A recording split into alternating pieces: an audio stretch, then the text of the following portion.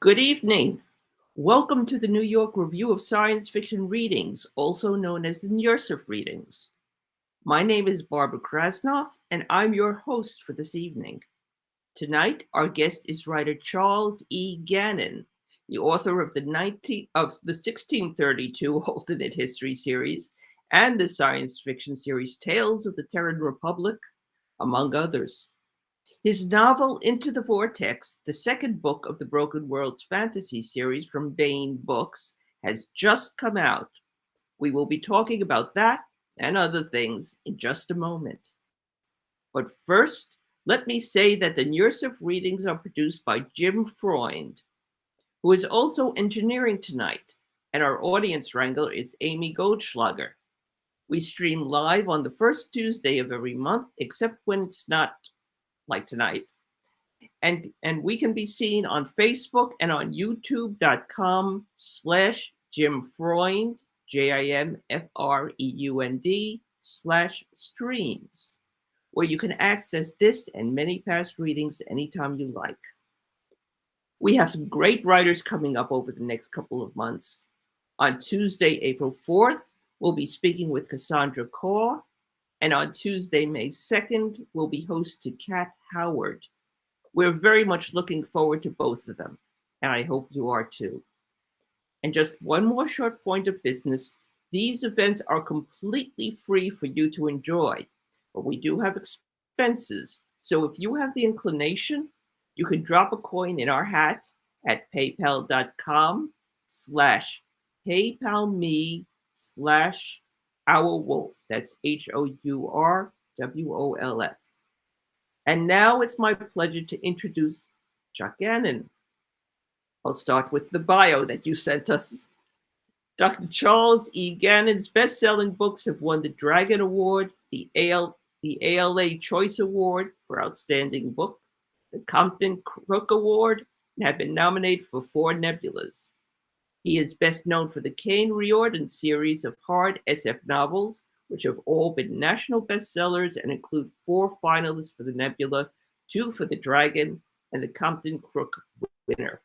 In 2020, the Caineverse expanded into an exclusive imprint, Beyond Terror Press, Chris Kennedy Publications, that has brought readers the closely intertwined Murphy's Lawless story arc, which is now released by Baen Books at a unique cooperative publishing venture. Gannon's epic fantasy series, The Vortex of Worlds, debuted in 2021.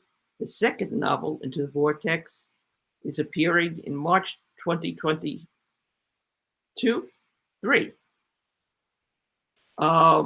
He has collaborated with Eric Flint in the New York Times, Wall Street Journal best-selling Ring of Fire series, has written 2 solo novels in John Ringo's Black Tide Rising world, and co-authors 3 volumes with Steve White in the Starfire series. He's also worked in the Honorverse, Magazine, and War World universes. His other writing credits include lots of short fiction, tabletop role-playing games, and years of work as a scriptwriter and producer in New York City.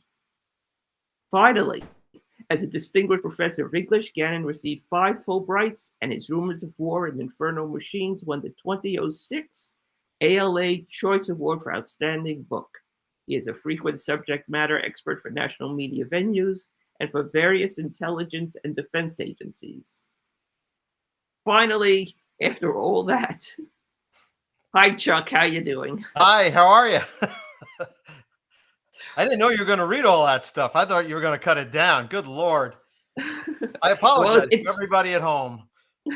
It's an impressive list. Tell us a little bit how you started as a writer.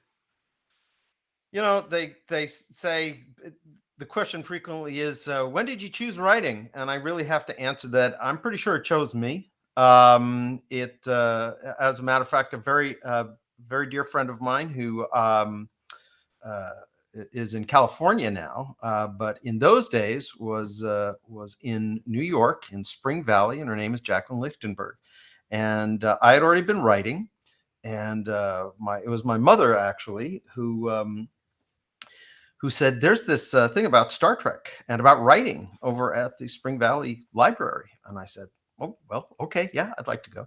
And this very nice lady, for some reason, decided that I was worth talking to for a little while. And she said, send me your stuff. And I said, oh, okay, I will.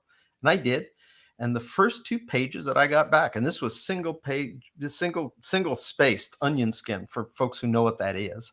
It's right in the same, it's in the same era as when you actually had to manually, return the carriage on your typewriter and relied on Mimeo. Mimeo was the big technology in that time, and blue fingers to prove it. And the first page was, here's all the things you've done wrong. you know, but it was a 7-page letter, and I turned the first sheet, and about 3 lines down, break, and she said, and I'd say this only to leaven all of what I say now. And it was the most encouraging letter. And she gave me directions to a lot of things that I hadn't encountered yet that were major reads for me along the way. The things that are very well known, such as Gordon R. Dixon's Tactics of Mistake, the less known Chad Oliver, Blood's a Rover, which I still think is a hugely underappreciated. He's a hugely underappreciated writer to begin with. Very interested in archaeology, very interested in, I guess, what you could call the transition through hominids, the dawn of intelligence, that sort of thing, which for folks who are familiar with my Caine Riordan series know that he put the bug in me, and the hook remains well affixed to this day.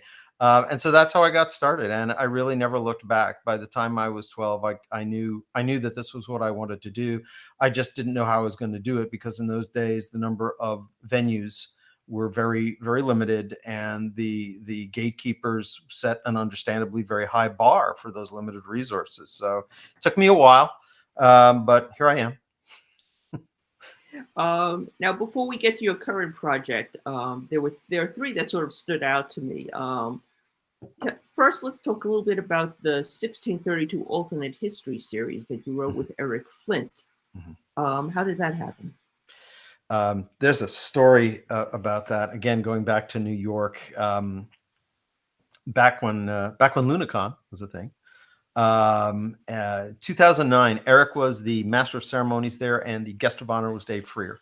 They'd written a lot together. I had not met Eric at this point. I knew of the 1632 universe. I hadn't read much in it. I was on a panel. We were on either end of a table. It's one of these two tables set up at the front of the room. So you got it. He's at one end. He was just starting to wear bowlers at this time. And then I'm at the other end. And so there's about 12 feet between us, and it's a panel on writing action. And so I basically at some point get the mic. Never do that with a professor. That's a bad move under any circumstance. And but I didn't take that long.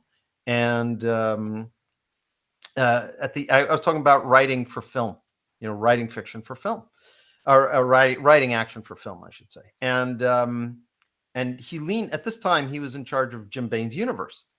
And he leaned over, he was editing it, and he leaned over and looked down the table at me. And in the dulcet tones that Eric used, he said, "Have you sent me anything?" And I said, "No." He said, "Will do." And that's how I met Eric Flint. So we met in the corridor after that.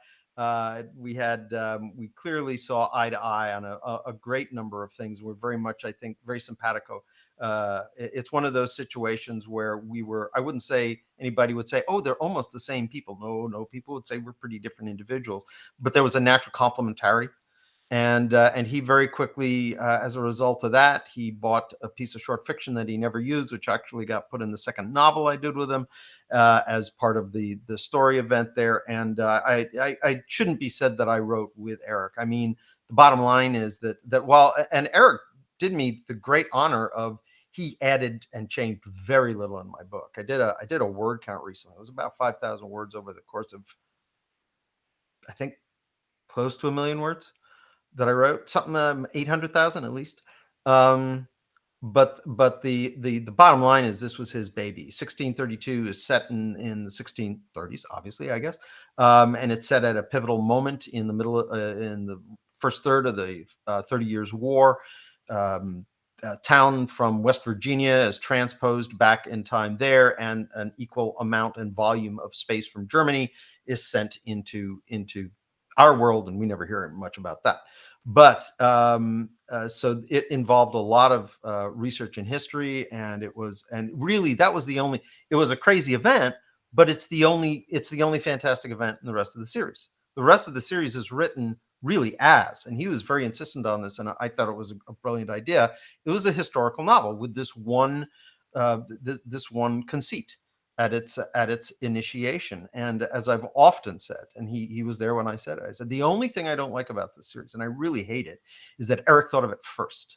So so that was my involvement, and Eric passed, and I was just glad that we, the last one I wrote with him was the Dragon Award winner for alternate history, and that was I was very happy. I'll tell you a one quick story. Eric was, I don't care about awards. We got the award, and of course there are two of us, so he's on the phone with me like 36 hours later. Well, they only pay for one, so we're gonna have to get two. How do we? And it's like he's going to Christmas, and it was, there wasn't much you could give Eric. He was so generous. And what did I have that what could I do that would make his day? Well, that made his day. So we did. Oh, that's nice. Yeah. So then there's the Caine Riordan series, which is how I was introduced to your writing. Mm-hmm. And I'm sorry. It's a wonderful adventure series, but it is huge. I mean, how did you come up with that, and did you expect it to become this entire universe? Expect no. I do believe that you plan for success, and a lot of times that turns out to be pointless planning, but it helps when you plan for success. It is an adventure. I would say that anybody though who's read the last time I think I spoke to you guys, one of the last times was a BEA, and I think the one that had just come out was Raising Caine. Raising Caine was where I finally got the opportunity to do a little bit of big idea. What is the nature of intelligence? How does intelligence start? How does intelligence understand or not understand each other? Why the most different of the 4 or 5 alien species actually turned out to be the most amenable to us in many ways? And that sort of thing is going on underneath all of it. But I started it out in almost a conventional. It was really the first novel, Fire with Fire, was very pointedly a sort of techno thriller set 100 years in the future, right on the cusp of us achieving starflight. I would call it middle future. Some people, they talk about near future and they talk about far future. And for me, that was always a little bit of I always scratch my head at that. First of all, near future tends to outdate itself very quickly. Events overtake you remarkably rapidly, to the point that, for instance, stuff in the second book, a friend of mine, Tom Doyle, Tom, if you're watching, hi, who's a wonderful author, American Craftsman. You gotta read that book if you haven't. He wrote, when the war in Ukraine started, he said, people are saying, wow, whoever saw this? And he said, read Gannon's second book in the Caine series, because it really does have a lot to do with drones and a lot of the sort of stuff and innovation, garage innovation that you're looking at in Ukraine these days. And so what I did was I wanted to answer the question in a middle. What I mean by middle future is you get near future, which, like I say, gets very, very dated very, very quickly. Then you get far future, and you kind of wonder, why are they still speaking the same language 300 or 3,000 years from now? Why are so many of the sort of shibboleths of that society a match to our own? And what strikes me is that you get the utopists, what I call the utopists dodge. Have you ever noticed how utopian works don't tell you how they got there? They tell you what it's like to live in one. And for me, what I wanted to do with this series was build the bridge. I wanted to start with something very, very recognizable, and then do a series which, over the course of the books, two things happen. We see how we are getting rapidly away from those starting contemporary vibes in the first book, and they're getting more and more, shall we say, explorative,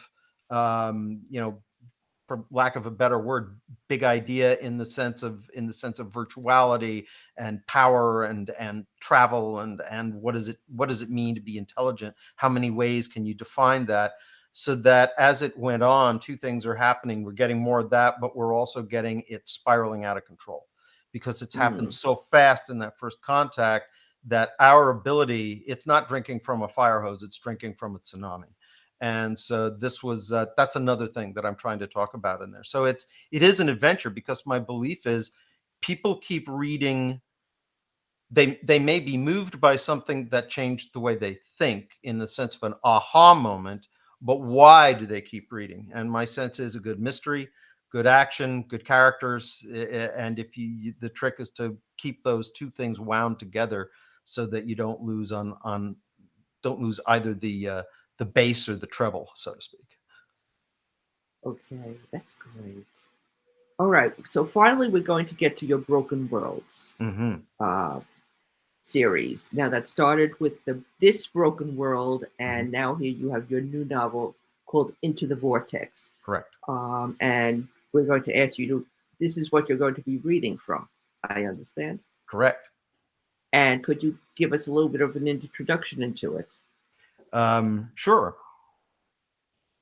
It's epic fantasy, the first book in the series. It's the Vortex of Worlds series.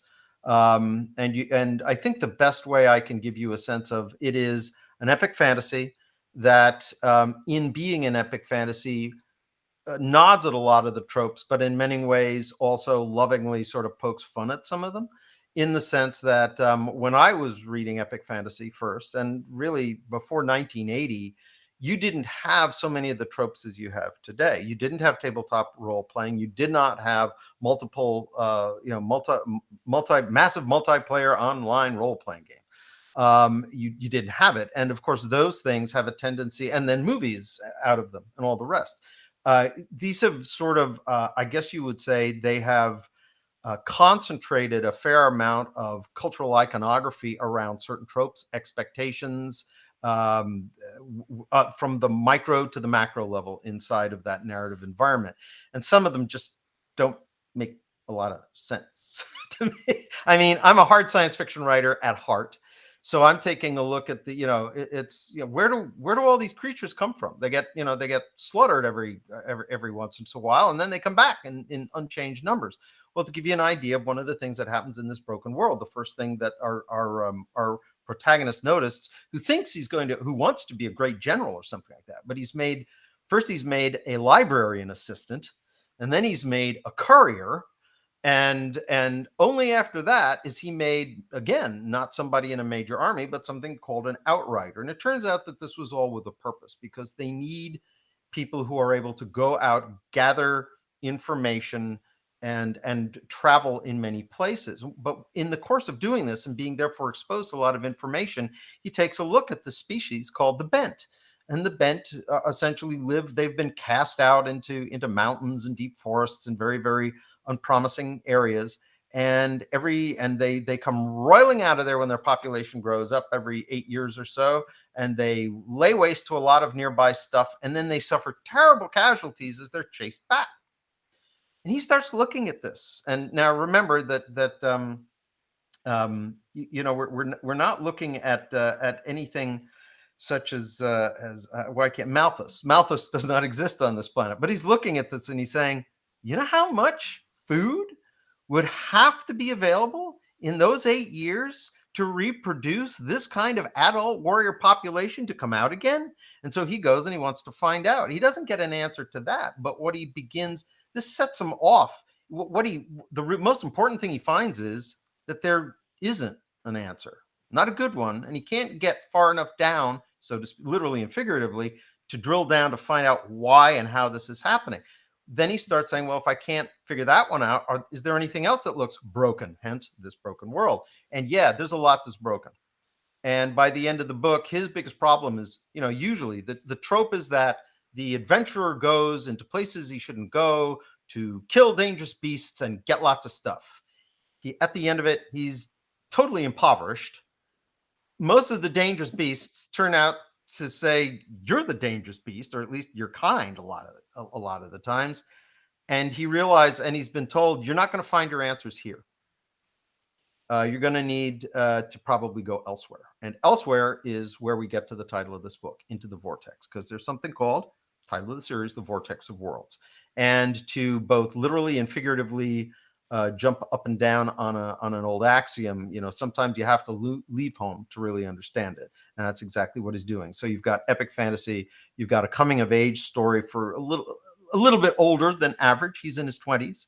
But when you are realizing that the entire world under you is not something that you were told it is, and isn't sort of, and it's not cleaving to any of the truths you were told were truths, coming of age comes late. It's, I guess you could say, a cosmological coming of age story. And so that's those two things are bound together. That's great.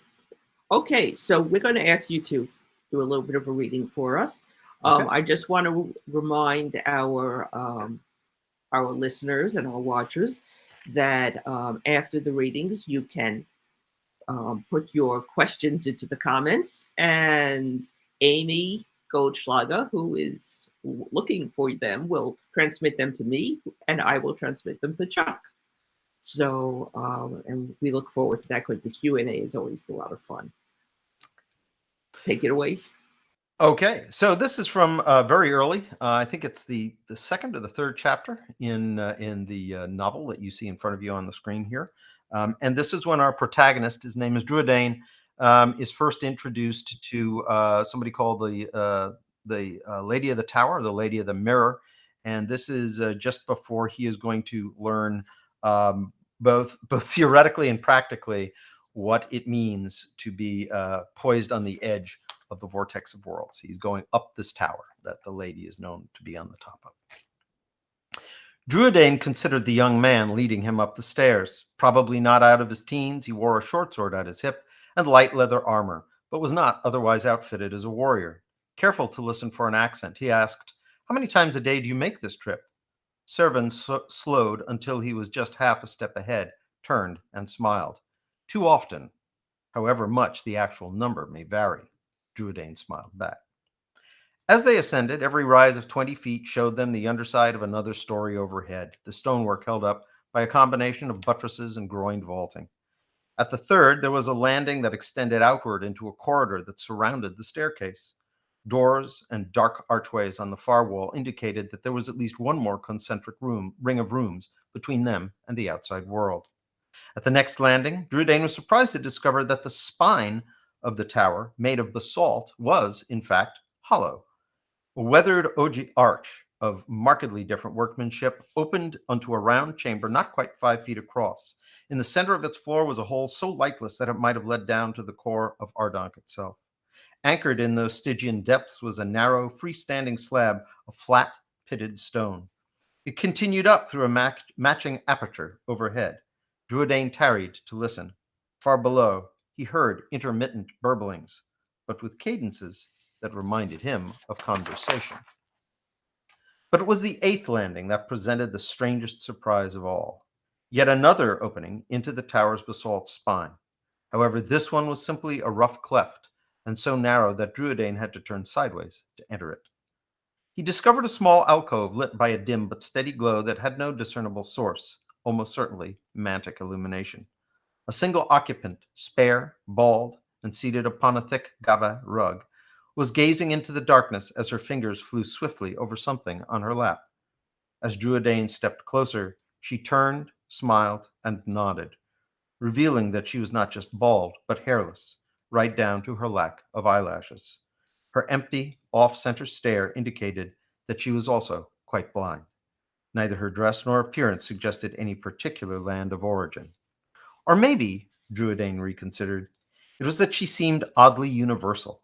Her face struck him as an amalgam of what he'd seen in the many lands he'd visited upon every one of Ardonk's continents, and so called to mind all the ports he had visited, but no one of them in particular. She turned back toward the darkness at the core of the tower, flowing into a meditative pose favored by the Biscayan mountain mystics, as her fingers resumed their nimble dance upon a device that Druidane initially mistook for an abacus. A moment of study showed that it was not structured for a base 10 number system. Indeed, he began to doubt it was a counting mechanism at all. But when Druidane followed her gaze into the hollow core of the basalt spine, he forgot the device, her, and every other feature of this strange alcove. Before him, the same stone tablet he had seen earlier descended from the dark above and vanished into the darkness below. But this time, he realized it actually was vanishing into the lower darkness by sinking very, very slowly. Druidane stared, squinted, discovered that its surface was not pitted as he'd originally thought, but engraved in impossibly fine patterns that followed a linear scheme. He was about to abandon his attempt to further scrutinize the carvings when he saw that it was extending, growing further along the horizontal axis, as if an invisible scalpel was incising additional enigmatic markings into it as he watched. He turned, leaned back out into the staircase, his mouth open to ask the first of many questions. But Servants simply shook his head and motioned that they should resume their upward journey. Druidane glanced back at the woman and the strange chamber. I don't suppose you can share anything you might know about that? Servant smiled slightly. I don't know any more than you do, he shrugged. As the warder said, I'm new here. He glanced up the stairs. We should continue. 10 stories later, they reached a landing which did not open onto another landing and perimeter corridor.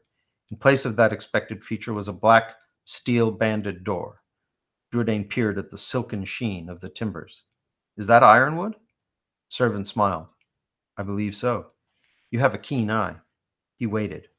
When Druidane showed no sign of continuing, he explained, From here, you go on alone. Why? Because from here, everyone goes on alone. Servant smiled faintly, nodded, and started back down the stairs. And there you go. Well, Druidane is not what you would call your typical hero.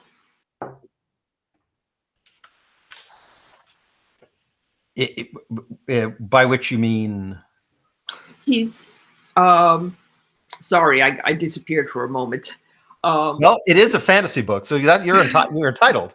You know. Yeah, I don't know. He strikes me not quite as the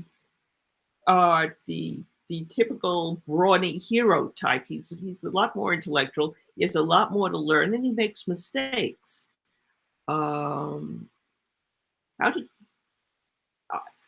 I'm not so much asking a question as sort of asking, why did you make him that way, or is this a, how did you develop him as your hero?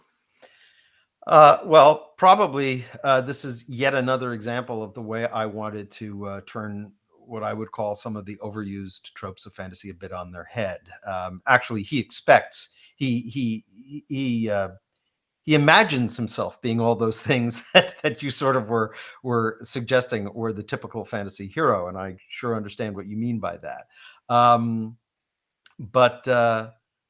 But actually, he's told at every step, nah. And it's strange because he's big enough, and he's strong enough, and he's fast enough, and he does very well in things. But he keeps getting jobs like, well, you can be. He loses his parents at about age 10, and that is there's some mysterious circumstances surrounding that. So he becomes a ward of the state fundamentally, and that's how he winds up in the library. So having been in the library, he's made an assistant to a librarian, and he thinks, okay, so when I get through training, I'm for sure going to be sent to one of the legions. No, he's made a librarian for a little while more, and then he becomes a courier, which he sees as glorified shipping things hither and yon around the globe. One of the ways in which this is also a little bit different than a lot of fantasies, and I wanted to there's I guess not exactly a shout out, but a nod to some of the fantasy of Elie Modesitt, in that this is not a world like in Tolkien where you do have different communities and there is magic, but the interrelationships, those communities don't seem to be in contact with each other very often. We don't get an awful lot of details about them. We certainly don't understand how the magic works. We know that there's a magic there, who possesses it, what it can do. but we don't know its limits, really. We know that there's a thing that has to be done to get rid of that ring. But beyond that, we don't. And in this world, it's a little bit different. It's more like the Roman. Imagine if the Roman Empire didn't fall all the way. If some cross of I guess you could say, a kinder, gentler Roman Empire had managed to not only exist in Constantinople, but it actually, instead of falling, had sort of retracted itself and still exerted some of that sense of, when I say order, I do not mean military. I mean ordering, in the sense of records are kept, commerce is maintained, all of those, mapping is done. They are still, Dunara is the epicenter of that. And so all of these were ways, and he was the right hero for that, because it's a fantasy environment, but it's a fantasy environment where knowledge is the real treasure. And that treasure, by the end of the first book, we understand that the people who don't want him discovering it, the secular authorities, don't have any problem with it in Dunara. As a matter of fact, they kind of think it's important. But over what he brings back at the end of the first book, this is why he's essentially, he's tossed out. He's not part of anything in Dunara anymore. He is essentially in exile. And it was the temple authorities that had a real problem, because temple authorities are, of course, about, that is protecting not ontology, that is protecting cosmology. And that is exactly where the world is broken.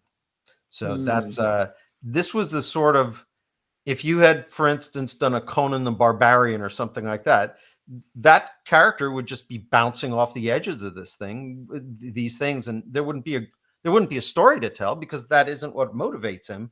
And in the case of Druidane, it didn't start out to be what motivates him, but it ultimately becomes, what I was saying, part of his coming of age story, his Bildungsroman, is that he's got to find out about himself in the process of finding out what's going on in the world. And so that's really why I told the story with him being the way he is. And he does have one strange ability, or not really ability, some people would call it a curse, which is that there is mansory in the world.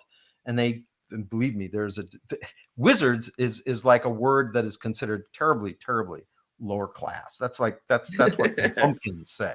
There's a reason mantics are called mantics, and other things are called other things. But we learn that he has what appears to be a curse, which is that when he's nearby, most forms of mansory, or whether it's that, or whether it's miracles, blessings, or bestowals, as the non-secular, the religious authorities call them, they don't work. They don't work well at all. Sometimes, which I thought was a fascinating little piece of characteristic to give him. I mean, it's sort of an anti-superpower. You could say that. You could say that. Now you're going to read us at least one more. I have multiples lined up, but I try to keep them each, you'll notice, to about 5 or 6 minutes, because anything more than that, and I don't care how engaging you are, and I'm not, but anybody becomes a talking head. So the next one is actually it's considerably later in the book. Druidane is parted from his companions because he does step into the Vortex of Worlds, and they're saying, "Where's our bud?" And they are now on a quest of their own to try to find out how to either get him back or get to him, or whatever the case may be, which is a big change from what happens in the first book, because they're really looking at him as a meal ticket. But over time, they come to see that he's really onto something, and there's something about his character and his dedication to that sort of rubs off on them. So now they're saying, "Oh, we got to find this guy. All right, let's go do it." So this is in the process of this. One of their number, whose name is Sithrani, she is a member of a kind of mysterious race. And for me, it is, you're going to, certainly people are going to say, well, whether you call it fairy kind or elves or whatever else, this was a way of taking on that trope. But also, I think you'll see doing it, I haven't seen people do it quite this way yet, and it gives me an opportunity to talk about some of the stuff that goes on today, as well as some of the tendencies we've seen in traditional fantasy for many years. They are they're in a place called Mirosky, which is the home of her people, but she hasn't lived there in a very, very long time. Elware put out a hand that was only partially visible in the pre-dawn glow that filtered through the forest canopy. We follow Cithrani at a distance. Ahern watched her slender form begin to fade into the dim mists between the trunks. Why? Mightn't she need our help? She called it a visit, not a fight. So do you know what she's about? Elware resumed walking. Do I know? No. Do I suspect? Yes. Ahern sighed. Do I have to pull it out of you with tongs, man? One of Elware's dog teeth came down on his lower lip. I'm not sure if it's my place to say. But she did invite us to follow, more or less. So she means us to see what she's up to. Elware considered, then blurted out, It's our families. A bit more detail would be welcome, he sighed. It happened when I was away studying up in Eltshire. My parents found her. She found them after she almost killed herself. Ahern stopped. I've never heard of the Avarain taking their own lives. Elware towed him forward. They don't. But if the one to which they're bound is slain, some have been known to throw themselves at the killers, without regard to their own survival. And Cithrani did? Because she was bound to someone? As best I can tell, yes and yes. As best you can tell? God's mate, how can you be friends with someone and not know for certain? You know her favorite foods, but not this? Elware glanced at Ahern sharply. I seem to recall that you've tried to get information out of Cithrani that she didn't want to share. Fair point, that. But if she's not shared the tale with you, how do you know any of it? My parents. They mentioned it in the last letter I received in Elcher. No names, but they mentioned helping an Yosti who'd been badly wounded in both her body and soul. By the time I got to Manara, they were gone. But she wasn't, eh? Well, she wasn't waiting for me, but a moon phase later she arrived. She never stayed long, but checked in often enough. And did she have any inkling of what happened to your parents? No. When she was away, she was looking for some clue as to what had become of them. And she never said a word about what had put her in such need of your parents' help, or how she'd met him to begin with. Elware shook his head, waved Ahern into a crouch. Cithrani had stopped before a tree that bore no resemblance to any he'd seen before. Well, my friend, you're a damn patient man, not pressing her for those details. Elware shrugged. You know I'm not that patient.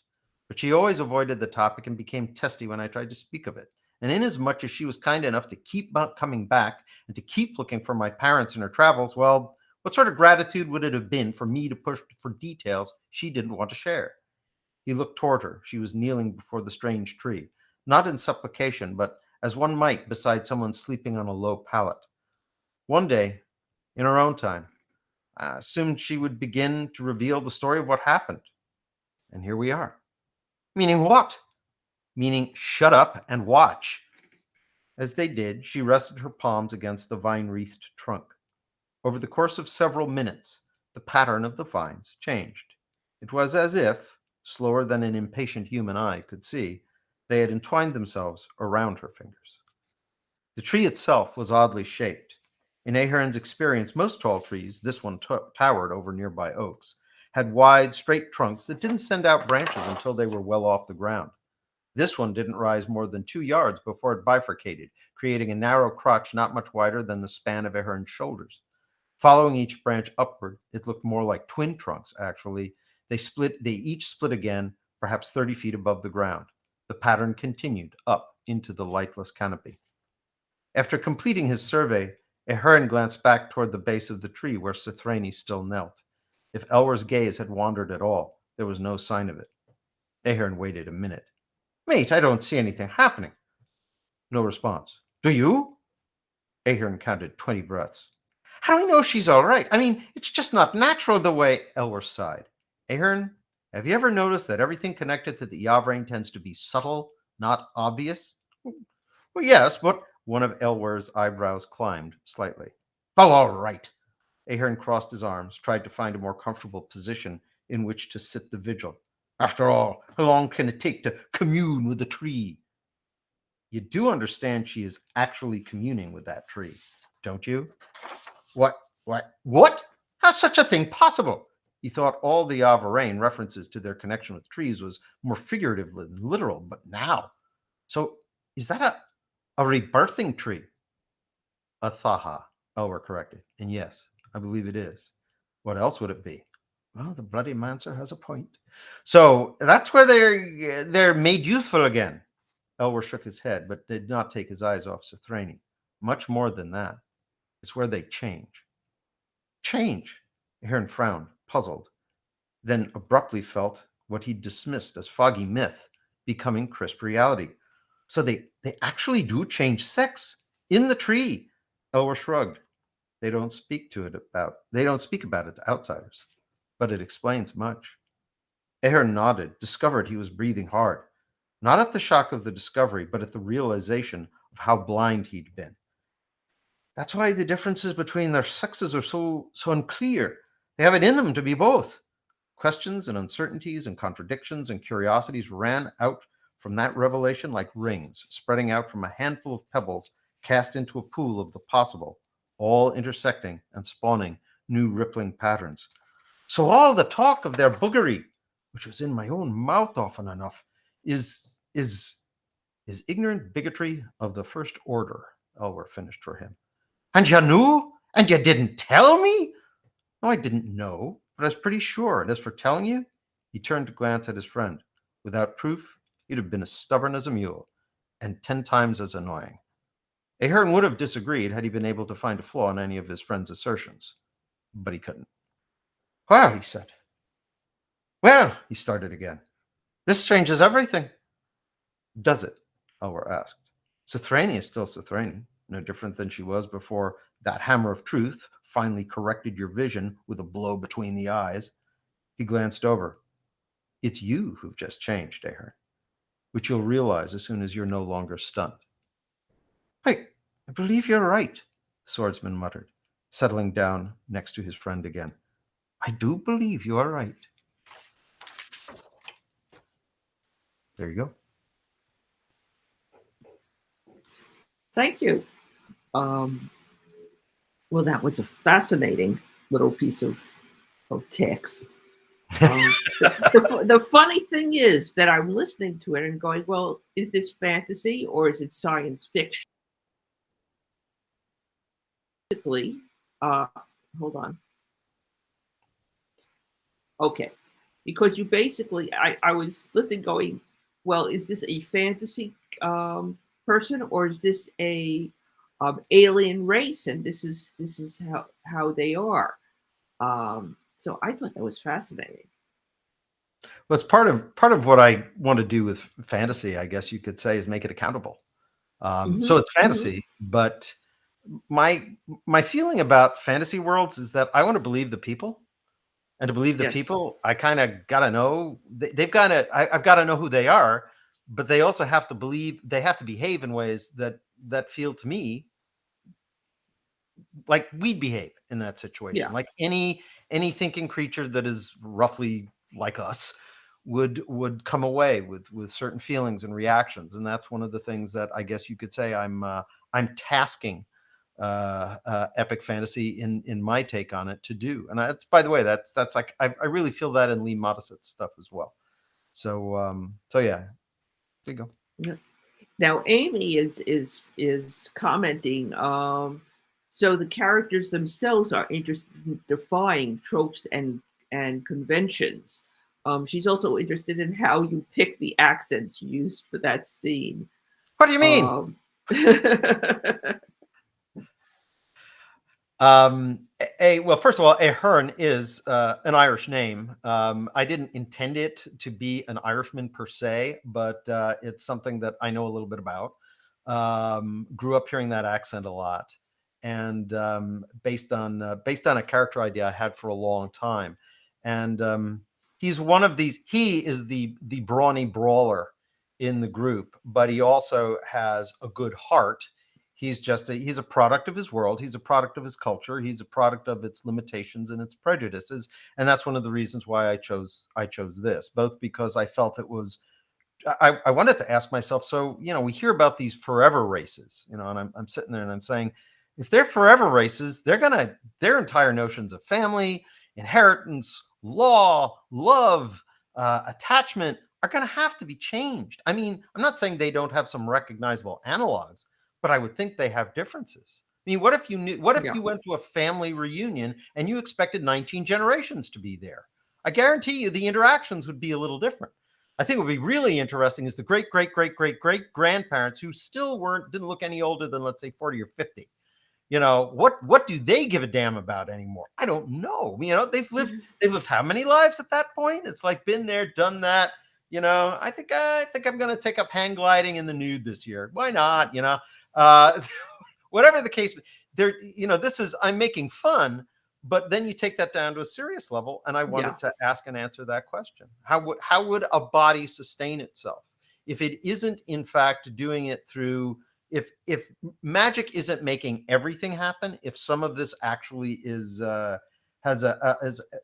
operates at some sort of marriage between the natural and the mystic, I wanted to write a book about that. So here we were. Now you have a multitude of different cultures, of different races. How do you track them? Do you have a book that another book that you've written in the background, so you with their backgrounds in it? How do you decide, and how do you keep track of all their cultures? Big computer files. And a deep dependence on advanced search programs to be able to find keywords that I'm going to need. And there is a lot. One of the things, because I was in game design, which is probably one of the things that made me, I guess you could say I've seen the sausage made. So there's a part of me, therefore, that actually, when I start working on this, when I'm working in the way I would have liked it to have worked, right? I do work that would also be suitable for a game. It's that detailed, but it's detailed along these sorts of lines. It's not so much about, what you're going to do, what you're going to have to kill, and what you're going to get. That has nothing to do with what I'm writing. There's a lot of action in these books because the stakes are very high. If you think people are going to kill and die over money, kill and die over power and the knowledge that is power, let me tell you, and some of this, it's also, there's a lot of sanitization, I think, of violence in most fantasy novels. Yes. And I don't do that at all. It's when it happens, and it is at some level it should be uncomfortable. That's my feeling. I think normal, healthy human beings, it's not that we can't push through it to keep on. That's what a soldier is trained to do, but it's not part of an outing. The way, and this is one of the things that I think really role-playing games, which has been wonderful for the fantasy genre, and I played them and I think they're great fun. But by the same token, I think they have sometimes made it easy to forget the real stakes and costs of the scenarios that are being presented. And I think some of the better games are getting behind that. And certainly I wanted to get behind that with this novel. Yeah. That's fascinating, because it's also some of the critiques that I heard about early in television and movies, in that, you could have a movie in 1950 about World War II with the soldiers, but the violence is clean. And when someone dies, they die gracefully. And that isn't what it's all about. And it gives you a wrong idea about what violence is and whether or not you want it in your life, as it were. Yeah. It's, it's not exciting. It's violence. No, I totally agree. I have two sons who are in right now. One is a ranger, one is ranger qualified. That means he's got the tab. For those out there who know these things, one's got this. He's with the 1st Ranger Regiment, which is called Frat Bat because it's in Savannah, Georgia, which is the plum station, and the other one is with the 82nd Airborne, and has his ranger tab, and just recently got his first platoon. And believe me, I don't consider this exciting at all. They don't either. But the bottom line is, I think that people should have the freedom to get whatever they want in the way of entertainment.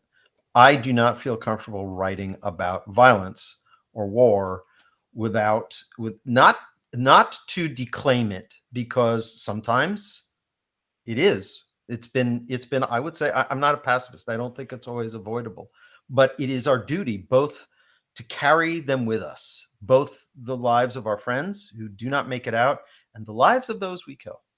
That if the one thing we can do that makes those costs worthwhile is to never push them aside, but to keep carrying them. And I think then we inform decisions, and therefore when we know we go to war or we have to take life, we know why we're doing it. And it is not something that we've made easy by pushing troublesome variables off to the side.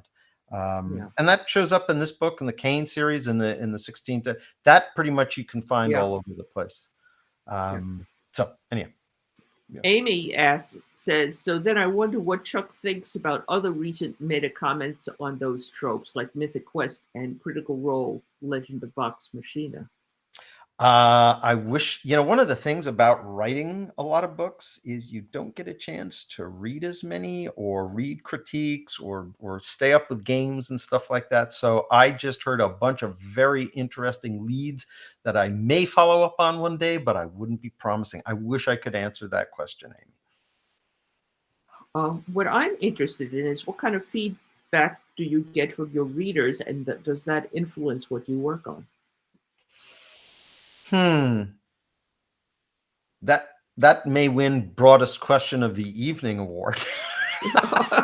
Sorry about that. I would say not directly. I'm going to write, I think it's really true that when you're writing something, you have to be writing something that you'd want to read. At the same time, you have to say that maybe that doesn't mean that's a statement that needs leavening by the fact that, of course, already what's all going on in your own mind, which means you can't presume a reader has that knowledge. You have to make them excited about some of the things you're excited about, or at least meet them halfway. So to be able to talk about what I'm talking about when I do, and believe me, theme, I don't sit down and say, I start with theme. I don't think anything can kill good fiction faster than I know what my themes are, but I also know that I'm such a heavily thematic writer that if I actually kept going back and saying, is it consistent with the theme? Is it consistent with the theme? I'm afraid my work would be didactic. And it would lose energy. So I guess what I think about with my readers is I want my readers maximum accountability is, I believe, a sort of natural adjuvant to and pathway to maximum immersivity. And yet at the same time, don't do the real, depend on verisimilitude. The real is too detailed. The reality, we can't even see reality properly. The Koreans have that saying, you see from where you sit. Well, reality is 360 by 360 all the time, and no human being can perceive that. So we have, if you will, perceptual differences between how we would see the world, maybe the way we'd want to see the world and the way we can, and then the way we can put it, particularly in words. I mean, the bottom line is that one of the things about the written format is that it's slavishly sequential, right? It's like you can't be reading 9 things at the same time. There's that true thing that a picture is 1,000 words, and it can take that. On the other hand, I will say that leading up to proper words can be worth 1,000 pictures. One juxtaposition, one final line that's been set up. I do, and there are times I do that very purposely. So I figure, your medium, you know what your audience likes, but I wouldn't say I try to follow my audience. I think the better thing to do is I try to say, here's what I am, here's how I write, here's what I'm interested in. I really hope you want to come and play.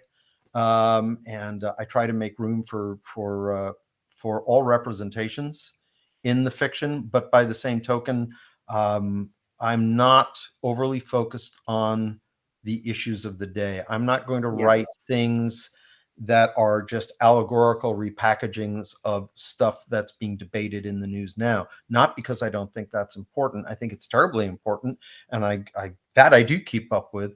But I also think that some of the nature of our discourse about who we are and what we want to become is not in this moment. It's looking down the road. For instance, I just learned today, so for those of you who are Caine Riordan fans, The first two books are going to be re-released as an omnibus version, which is going to have an additional 20 or 30,000 words in it.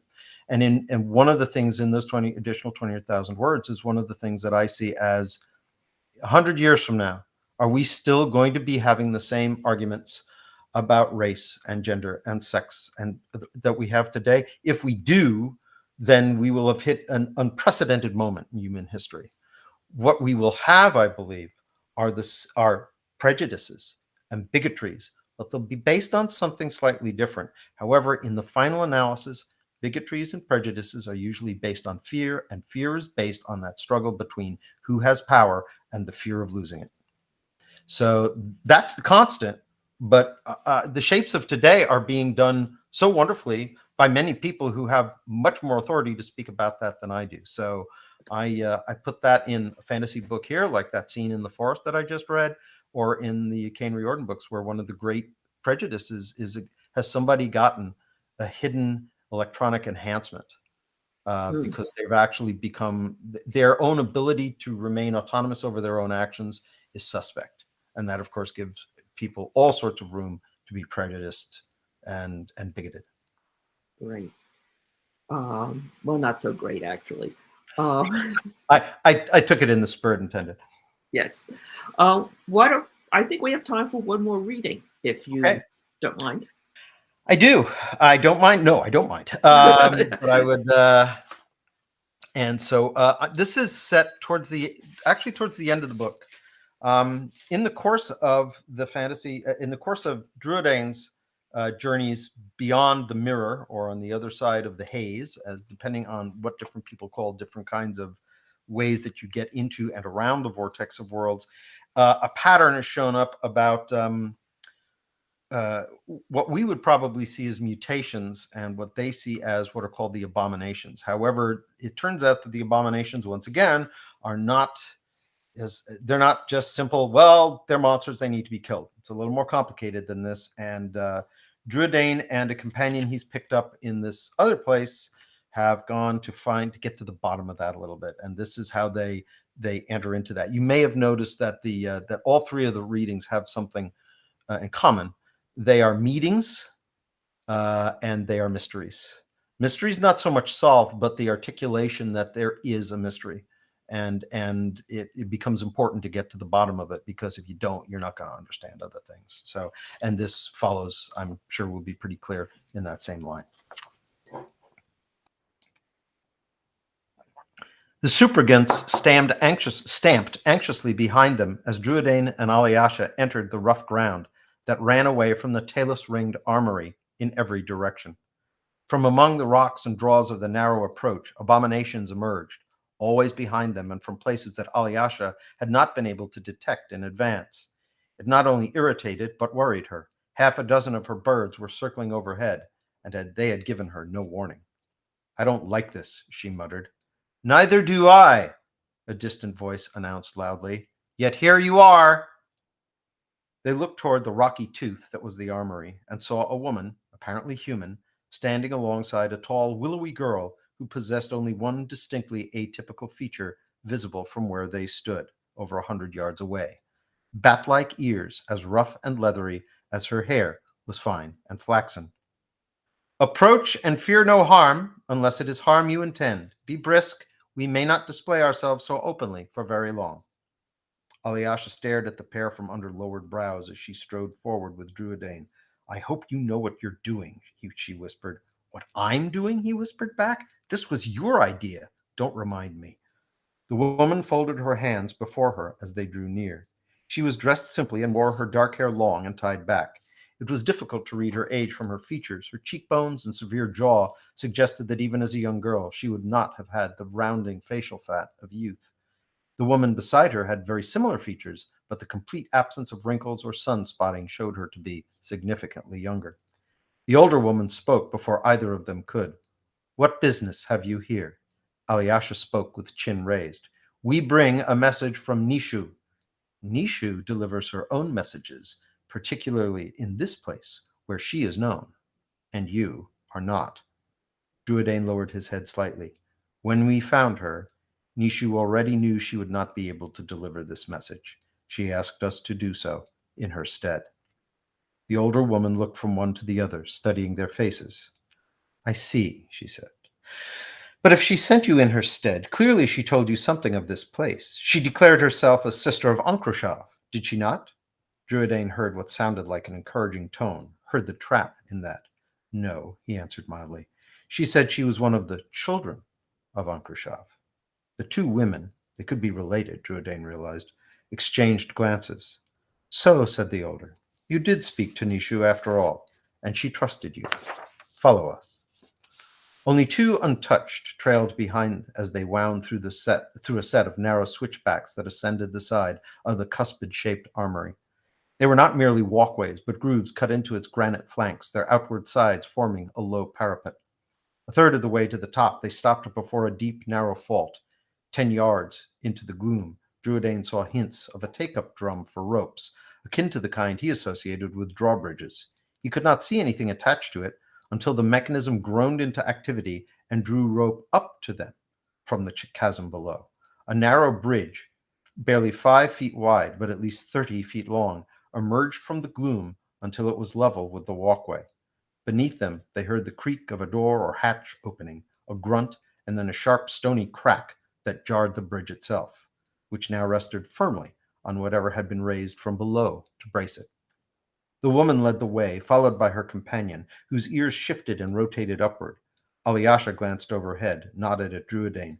Figures that were more shadow than substance moved quietly above them. Some paralleled their motion, others moved only occasionally. Alyosha glanced over her shoulder at the intermittent sounds of the latter. Are some going back to the start of the ramp, do you think? Druidane shook his head.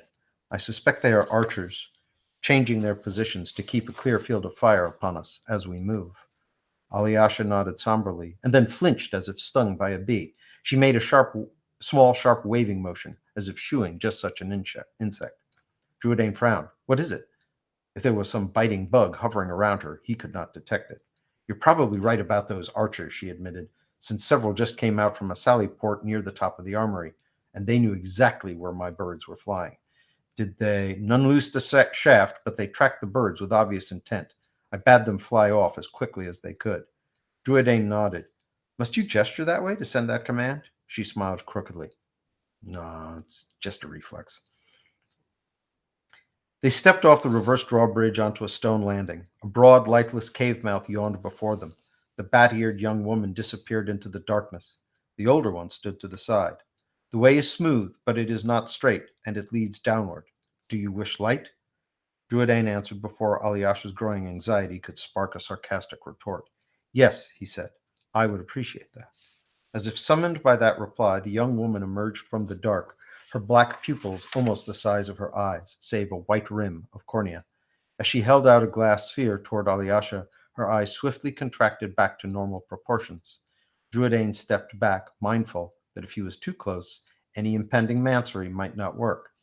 The young woman nodded, murmured, Reach out to what is within. Her voice was as high and sweet as a 4-year-old's. Alyosha frowned uncertainly.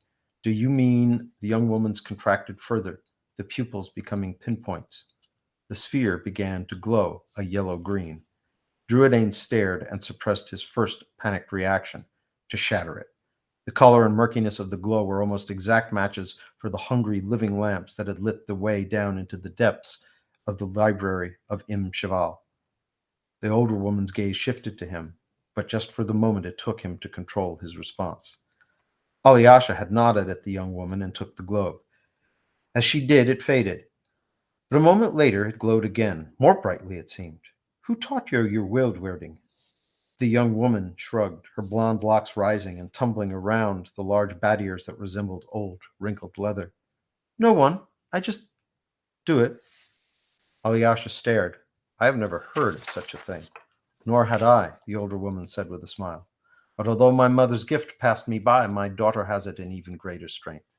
Your daughter? Druidane asked, maintaining his distance from the globe. With Alyosha holding it, they followed the woman into the opening as she answered. Yes, my daughter. And no, I was not a child bride. This winter will be my 30th. It will be her 8th. It is often thus with the children of Ankrushav. Alyosha's question held a hint of sharpness. Is your child not your child? Yes, she is.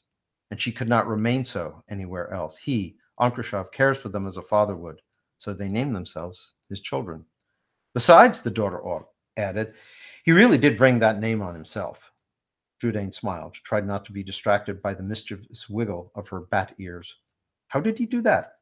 He said we must not call him our leader, or our king, or anything else that means that we have given the smallest bit of our fate or conscience to another person.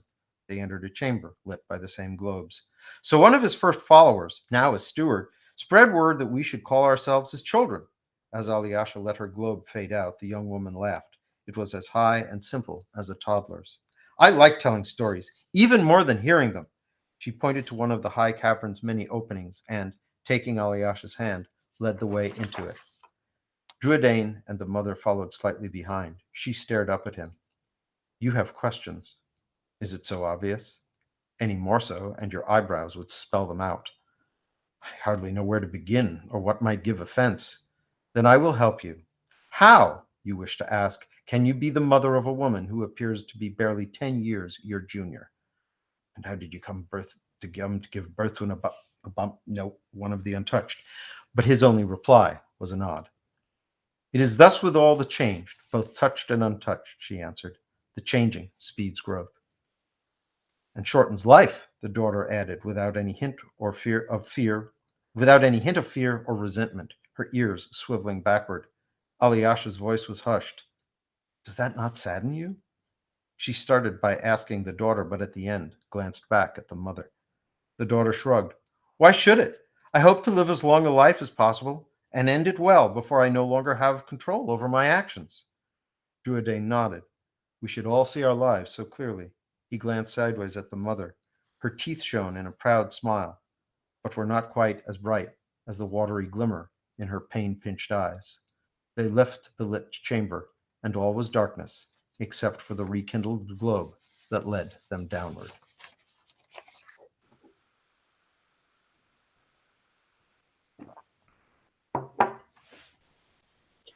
Thank you. That was great.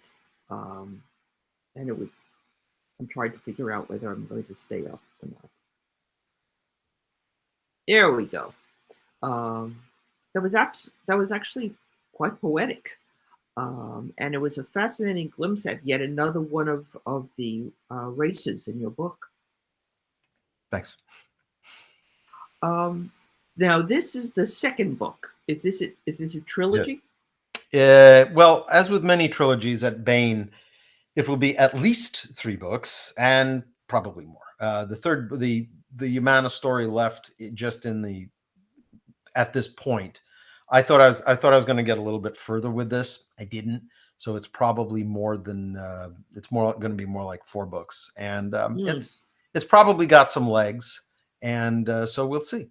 You know, if people want to see more, there's a lot more mysteries and a lot more of the onion to unpeel. Now I know that this book has just come out. Do you have any idea when the next one is going to appear? This one is probably going to be it's going to be at least another year and a half, maybe 2. And the reason for that is because it's been the last Caine book came out in 2019. There's been other things in the Murphy's Lawless parallel arc that have come out since then. But I have 2 Caine books coming out this year. And then there is some unfinished business in the 1632 universe. And actually there's this unknown writer who has offered to work as a collaborator in some of the stories in the Caine Riordan universe. I know he's almost an unknown, but you might have heard the name David Weber. So, sure. Yeah, this was a joke. So he's coming along to do.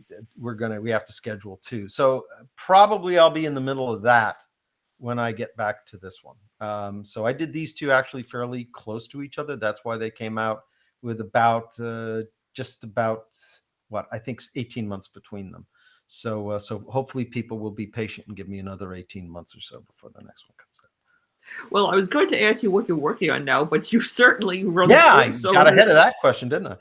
Yes, you did. Is there anything else that we haven't covered that you want to tell people about? I think that one of the things we were talking about as we were setting up the interview, which I think is for me a topic that I'd like to touch on, is I know I'm billed as military science fiction, as I think maybe somebody who's listened to this will have maybe discerned that ain't that isn't the only string on my bow, nor is it my only or even my predominant interest. I would say that when you get right down to it, I'm a hard SF writer predominantly, and however, the same sort of issues pop up there as pop up here, which is who's got the power, why do they have it, how do they try to keep control over it by not sharing the knowledge, because sharing money, sharing titles, sharing things like that, that's not where power is. Power is knowledge. And when you're dealing with an upstart species arriving on the scene, going from the process of not even knowing there could be other life in the universe to discovering that in fact there is, although it's very limited, is a big moment in terms of power shifts, both domestically and with whatever we're encountering. And so I just would like to say I understand and I'm grateful that I'm known for military science fiction, because evidently I do a pretty good job at it. The number of people who ask me if I have a military background is flattering, but I've grown up around it all my life. But I would never try to say I write military science fiction in the sense of this is life in the trenches. There's a sort of ethos component of deep dark humor that is as I consider it one of the hallmarks of true military science fiction. I tend not to do that so much. I don't do it more than the story requires, largely because what I'm still telling stories about is there are wars. Sure, there are wars. Very often, not everybody wants to give up power, or wants to share power, or wants to let you have any power of your own. And sometimes that leads to violence. And so my story is about that. My story is about the war. My story is about those struggles, why they are, when they're worthwhile, when they're not. What sort of things can change in our knowledge of technology, in what could become a fight for survival, and what does that do to us? Believe me, it's I don't have people running around basically saying, first of all, as you might guess from this, my exosapients are not humans in rubber suits, and the nature of what we have to do and why, and the challenges to conscience, the challenges to ethicality, the challenges to morality, all of these sort of things are always in play. And as usually as any given series of mine goes along, they actually come more into play. And there's a very simple reason for that. I like people to know, at least at first, that that it's gonna be fun. It's gonna be recognizable. It's as we go that then I'm gonna start throwing some curveballs at you, and that's where I live. I live in the land of those curveballs, I guess you could say. I guess in my case it would be more like an oddball, but whatever. So that's so if you think of me as military SF, that's great. But I hope you also think of me as in some ways science fiction that asks about why we are who we are, and where we're going, and what sort of paths might be good and not so good. My late friend Ben Bova once said, if you ever want to. Well, it looks like we lost Chuck, unfortunately, and I missed the quote he was about to give. I'd like to. I'm assuming that it sounded like his computer was shutting down, and I think that may have been what happened. But in his absence, I would like to thank Charles Gannon. That was a fascinating set of readings, and for talking about his work. I think he is actually not that categorizable, actually, and I think I am looking forward to finishing his trilogy. and his other works. Again, thanks to Chuck. This has been the NYRSF readings, and next Tuesday, April 4th, we'll be speaking with Cassandra Kaur, and a month after that, on Tuesday, May 2nd, we'll be host to Kat Howard. I'd like to thank Jim Freund, who is our producer and engineer, and of course Amy Goldschlager, who is our audience wrangler, and who is the one who has been nudging you throughout the entire thing to try to ask questions. And you can see this later on. Hello? Oh, Chuck is back. Chuck is back. Sorry about that. I don't know when you. It was a mercy to everybody who would have had to have suffered through all of that, and apparently the universe spared you a good deal of it. Oh no, we got all of it. But what we missed was the quote that you were about to give us. Ben Bova. Yes. Ben Bova said, "You want to make sure that a future doesn't happen, just write a science fiction story about it." So Ben Bova was actually the first science fiction editor who I ever actually met. Oh, when he was at Analog. Yes, when he was at Analog, and basically he sent me, he was the first one I sent a story to, and he sent me just a lovely letter. And I happened to go into, we happened to be on the same plane going to London about a couple of years later. And I got to meet him, and that was the very first time I met him, very first time I met anyone in the science fiction universe, and it was just wonderful. Yeah, he was a great guy. He was a great guy. He really was. But I was just telling everybody that we were going to see Cassandra Kaur next month, and thanking you. This was a really, really fascinating hour.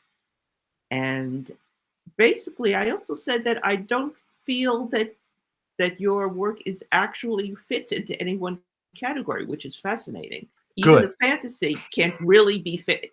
The fantasy feels a little bit like science fiction. So I think I look forward to finishing the book. Yeah, and it may turn some people off too, because I think some people want to escape. And I guess my answer to escape is I try to, one of the things that I didn't do this time is give some of the scene painting that I do. I believe that one of the things about fantasy, you have a little bit more room. You know, it's interesting. If you look at Shakespeare's plays, all of the magic ones are called romances. Even though you really don't think about the Tempest and say, oh yes, I think about romance first. No, you think about the wizard and Caliban and all the rest. But there's a little more latitude for poetry. There's a little more I think a good fantasy novel always is a little bit of a travelogue. I mean, you're going in places that can't exist. So the places that are sort of contemporary, fine. You don't really need to describe those. But I do in this book a lot of time spend some time. I think being there. I think that sort of immersivity of painting a place, and if I'm doing my job, if a reader sort of puts the book down and it's like re-emerging out of one world into this one. If I haven't done that, then in my opinion, I failed. I am not concerned with genre. I know is necessary for marketing purposes, and it's become more so. Yeah, I mean, if that was ever a thing in the day of when brick and mortar stores reigned supreme, now on Amazon, my God, I mean, if you can't fit into for instance, this book, which actually was 21 this week, it hit number 21 in historical fantasy, Kindle historical fantasy. Yeah. Which is I consider that pretty admirable, given that I'm up against some really big names and a lot of books which are a lot cheaper than this one. but the thing is historical fantasy, and I look at that and I go, what? I mean, I understand it from the standpoint that history is important to this fantasy, but it isn't our history. I mean, it is, I guess, in a sense of a mirror held up sometimes to it, but so I'm really glad to hear that you have a hard time putting me in one pigeonhole or another. I don't I don't think that way. I don't write that way. One of the things about the Brits also, and I know a little background in the history of science fiction. We have tended to create genre paddocks much more Yeah. aggressively than most European science fiction. And I think that while I think it helps us in some ways, because it certainly creates more careers, in the sense that if you want this taste of pizza, if you want pineapple on your pizza, you can get it here. That's what certainly genre separation achieves. But on the other hand, I think it limits what the sort of boundaries you can push, and the things you can fuse together. And I know where those are, and I don't lose sight of them, but I do not particularly obey them. Yes, which is great. I mean, I certainly know that occasionally I'm asked, what kind of speculative fiction do you write? And my immediate reaction is to say, damned if I know. Um, well, thank you very much, Chuck. This has been fabulous. It's been a great talk. We hope we'll see you again, perhaps with your next book, or with one of the Caine Riordan books. And again, this has been the NYRSF readings. And thank you, everybody. Thank you, Jim. And thanks, Amy Goldschlager. And thank you all for coming. It's been an honor Take and a care. privilege. Thank you so much.